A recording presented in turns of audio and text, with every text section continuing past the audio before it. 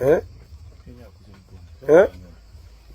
Sasa mimi nasikia mtu anaitwa Oluga. Oluga anasema ati mambo na Ebola. Nyinyi watu akili ndio mmekosa. Ati the way we responded to COVID. Eh? Ati ulete Ebola Kenya.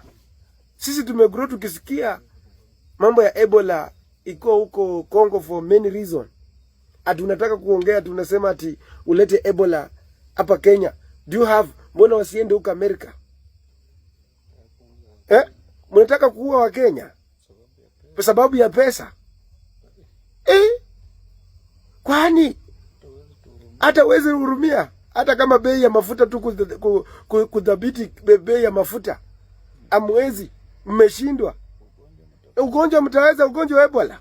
Mimi nikiwa mdogo nilikuwa nasikia Ebola pale Kongo, imekuwa Kongo Brazzaville. Walikuwa nasema hiyo Ebola ilikuwa inakata hapa kutoka Uganda. Hata hapa Uganda wanafunga hapa. Kwani what is the problem with these people? Kwanza unajua watu wa Western. Kama ni maneno ya Kongo, watu wataumia sana ni watu wa Western. Sababu watacross up. Tunaambia nyinyi watu tunangoja ile siku mnateta hapo watu hao.